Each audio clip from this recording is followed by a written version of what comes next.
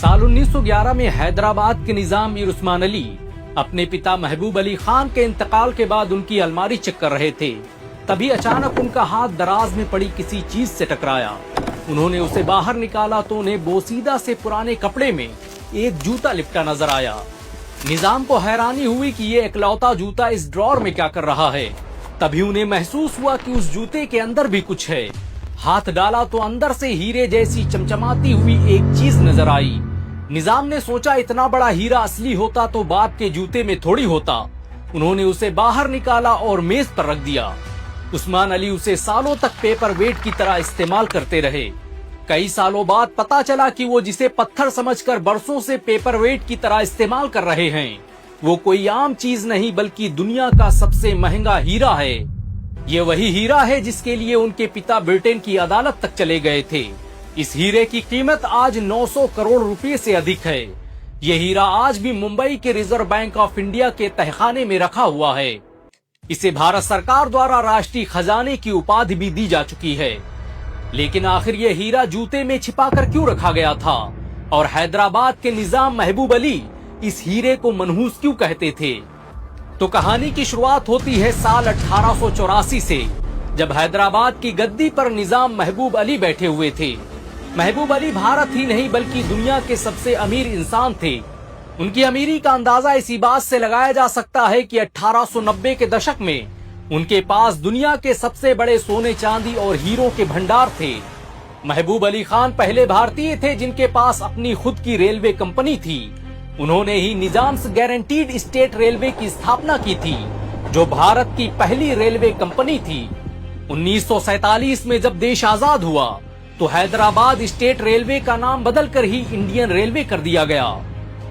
हैदराबाद के निजाम महबूब अली खान की शाही जिंदगी को देखकर अंग्रेज भी हैरान रह जाते थे।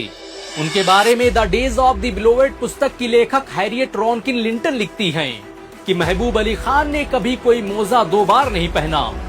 उनके लिए फ्रांस से मोजे मंगाए जाते थे, जिन्हें वो एक बार पहनते और फेंक देते। उनके कलेक्शन में दुनिया के सबसे महंगे कपड़े और दुनिया की सबसे महंगी कारें मौजूद थी। महबूब अली खान की अमीरी सिर्फ उनके शौक पूरे करने का जरिया नहीं थी, बल्कि उनके दौर में हैदराबाद रियासत भारत की सबसे अमीर रियासत बन चुकी थी। महबूब अली खान ही वो शख्स थे जिन्होंने भारत के पहले medical college Hyderabad medical college की स्थापना की, जहां पर दुनिया में पहली बार क्लोरोफार्म का इस्तेमाल किया गया। उनके दौर में हैदराबाद तालीम के मैदान में आसमानों पर पहुंच गया था। उनकी दौरे हुकूमत में हैदराबाद में स्कूल और कॉलेजेस की तादाद 1000 से भी ज्यादा थी, जहां पर गरीबों को मुफ्त में तालीम दी जाती थी। महबूब अली खान पहले शख्स थे जिन्होंने सबसे पहले उर्दू को हैदराबाद की सरकारी जबान घोषित किया। इनकी दौरे हुकूमत में ही भारत की सबसे बड़ी लाइब्रेरी मकतबे आसफिया की स्थापना की गई, जिसका नाम बदलकर बाद में state central library of Hyderabad कर दिया गया। इस लाइब्रेरी में आज भी 5 लाख से अधिक किताबें मौजूद हैं। महबूब अली खान के बाद जब उनके बेटे मीर उस्मान अली सत्ता में आए तो उन्होंने भी हैदराबाद का नक्शा बदल दिया। ये वही मीर उस्मान अली थे जिन्होंने भारत की एकता, अखंडता और अस्मिता के लिए 5 टन सोना दान कर दिया था। हैदराबाद में जन्मे मीर उस्मान अली दुनिया के सबसे अमीर इंसान थे। उनकी अमीरी का अंदाजा इसी बात से लगाया जा सकता है कि उनका अपना खुद का बैंक था। 1944 में उन्होंने ही स्टेट बैंक ऑफ हैदराबाद की स्थापना की थी, जो बाद में भारतीय स्टेट बैंक में बदल गया। मीर उस्मान अली के पास इतनी दौलत थी कि वो अंबानी जैसे सैकड़ों लोगों को खरीद सकते थे। उनके पास 236 अरब डॉलर से अधिक की संपत्ति थी और वो एक समय में दुनिया के सबसे अमीर तरीन इंसान थे। 1937 में टाइम मैगजीन ने उन्हें अपने कवर पेज पर जगह दी। ये इतिहास में पहली बार था जब किसी भारतीय को आजादी से पहले ही मिलेनियर ऑफ द वर्ल्ड का खिताब दे दिया गया था। मीर उस्मान अली दुनिया के सबसे अमीर इंसान सिर्फ किताबों और कहानियों में नहीं थे, बल्कि उनकी दौलत ने अंग्रेजों के होश उड़ा दिए थे। इतिहासकार विलियम डेलरिम्पल लिखते हैं कि एक बार एक ब्रिटिश नागरिक आयरिश पोर्टल को निजाम के तहखाने में जाने का मौका मिला। उसने सीढ़ियों से नीचे उतरते हुए देखा कि तहखाने में चारों तरफ ट्रक और लॉरियां खड़ी हुई हैं और सभी के टायरों की हवा निकाल दी गई है। ट्रकों पर कवर पड़ा हुआ है। उसने जब कवर हटा कर देखा तो उसकी हैरत का ठिकाना नहीं रहा। सभी ट्रक सोने के सिक्कों और हीरो से भरे हुए थे। ये वो अथाह धन दौलत और संपदा थी जिसे हैदराबाद के नवाबों ने गोलकुंडा की खदानों से हासिल की थी। 1860 से पहले गोलकुंडा की हीरो की कानें दुनिया में हीरो का एकमात्र सोर्स हुआ करती थी। मीर उस्मान अली के पिता महबूब अली खान हीरो के बड़े शौकीन आदमी थे।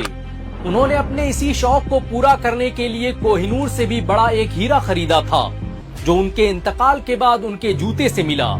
महबूब अली खान ने इस हीरे को नाम दिया था मनहूस हीरा। 1886 की बात है।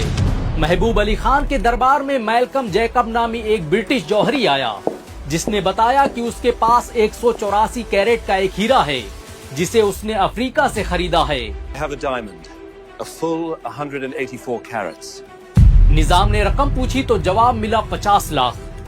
महबूब अली खान का किसी चीज को खरीदने का अपना स्टाइल था। वो खरीदने से पहले उस चीज को देखते और दो शब्द कहते, पसंद या नापसंद। अगर पसंद कहते तो उसकी कीमत अदा कर दी जाती, वरना डील को कैंसिल कर दिया जाता। बात हीरे की थी तो निजाम ने उसके लिए 21 लाख रुपए एडवांस में दे दिए। लेकिन जब उनके सामने हीरा आया तो उन्होंने जो कुछ कहा उससे पूरे दरबार में सन्नाटा छा गया। उन्होंने हीरे को कुछ सेकंड देखा और कहा नापसंद।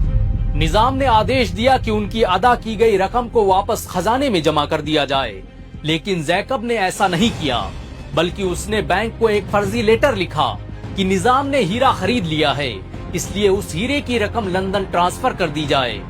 जब ये बात निजाम को पता चली तो उन्होंने जैकब को अदालत में घसीट लिया।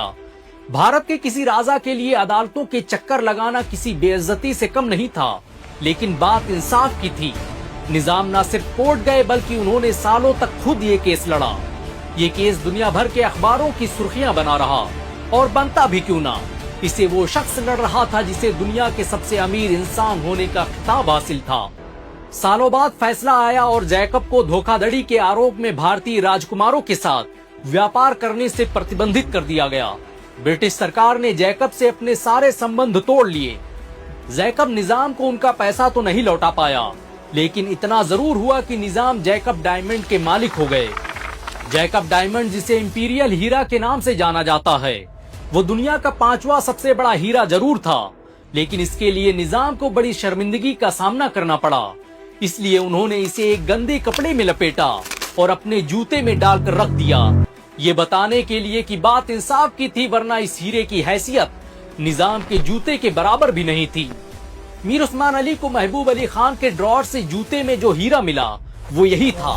ये हीरा आज भी मुंबई में रिजर्व बैंक के तहखाने में मौजूद है। महबूब अली खान और उनके बेटे मीर उस्मान अली में जमीन व आसमान का फर्क था।